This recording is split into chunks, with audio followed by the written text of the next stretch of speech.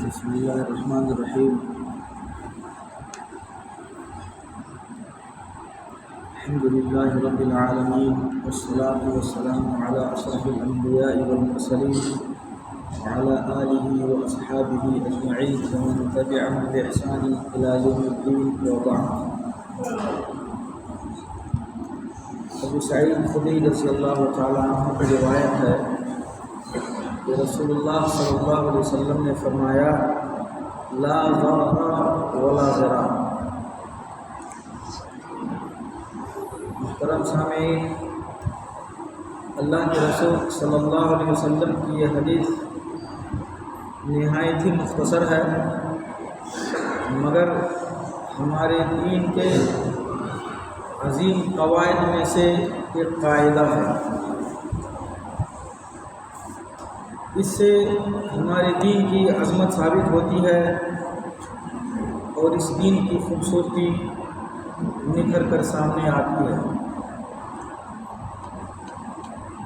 لا ضرر ولا ضرار کے معنی میں علماء کرام کے بہت سارے اقوال ہیں، لیکن ان میں سب سے بہتر قول یہ ہے کہ لا ضرر کا مطلب ہے کہ انسان کوئی ایسا کام کرے جو اس کی منفعت کا ہو، لیکن اس کے ضمن میں کسی کو تکلیف پہنچے،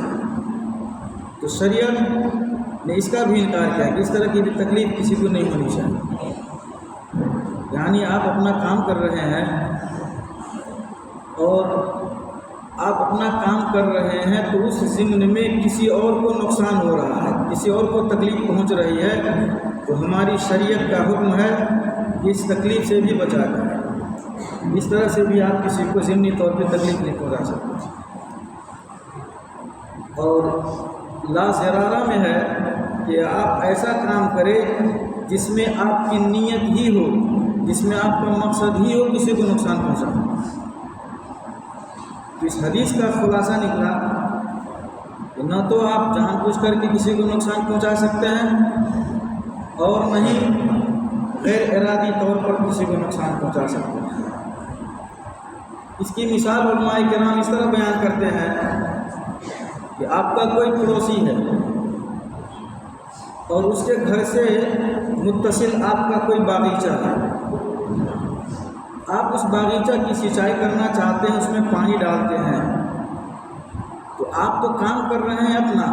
کہ آپ اپنے باغیچہ کو سیراب کر رہے ہیں، اس کی سینچائی کر رہے ہیں، لیکن پانی چلا جا رہا ہے پڑوسی کے گھر میں۔ یہاں آپ کا مقصد پڑوس کے گھر میں پانی پہنچا کر اس کو تکلیف پہنچانا نہیں ہے،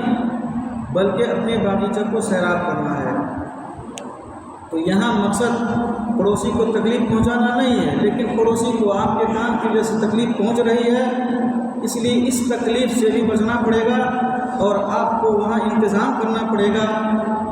کہ کسی بھی طرح کا انتظام جس سے پانی پڑوسی کے گھر میں نہ جائے۔ اور اگر آپ ایسا انتظام نہیں کرتے ہیں تو پھر آپ کو سینچائی روکنی پڑے گی۔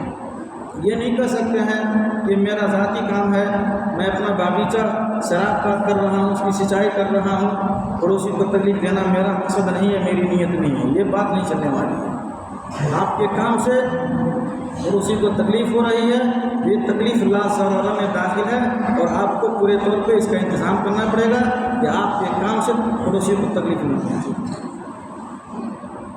دوسری صورت ہے کہ آپ اپنا کام کر رہے ہیں لیکن آپ نے کوئی سوراخ کھول دیا تاکہ پڑوسی کے گھر میں پانی چلا جائے، کوئی ایسا انتظام کر دیا کہ پانی سارا کا سارا پڑوسی کے گھر میں جائے اور اس کو تکلیف پہنچے، تو یہ لا ضرارہ میں داخل ہے۔ تو نہ تو آپ غیر ارادی طور پر نقصان پہنچا سکتے ہیں کسی کو اور نہیں جان بوجھ کر کے کسی کو تکلیف دے سکتے ہیں۔ آج کل بہت دیکھا جاتا ہے کہ بچے سب کہیں پہ گئے تو گاڑی کی آواز تیز کر دیا، گانا خوب تیز لگا دیا، میوزک خوب تیز لگا دیا، اور یہ کہے کہ بھائی میں اپنے دروازے پہ کر رہا ہوں، میں اپنے گھر میں کر رہا ہوں، آپ کو کیسے تکلیف ہو رہی ہے، آپ کو اسے اکیلا دینا ہے، میں تو اپنے گھر میں کر رہا ہوں۔ یہ ساری بات چلنے والی نہیں۔ اگر آپ کی وجہ سے کسی کو تکلیف پہنچ رہی ہے یہ لا ضرر ولا ضرار میں داخل ہے، اور اگر غیر ارادی طور پہ بغیر مقصد کے کسی کو تکلیف پہنچی ہے تو جیسا کہ سنایا اس کا انتظام کرنا ہوگا، اور اگر جان بوجھ کر کے کسی کو تکلیف پہنچایا تو ایسی صورت میں اس شخص کو سزا ملے گی۔ جو صاحب سلطہ ہوں گے وہ اس طرح کے افراد کو دنڈ دیں گے، جرمانہ دیں گے، سزا دیں گے، اور اس طرح سے معاشرے میں امن و شانتی پیدا کریں گے۔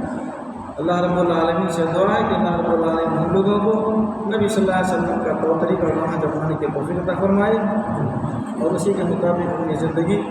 گزارنے کی بھی توفیق دے۔ آمین۔ وآخر دعوانا الحمدللہ۔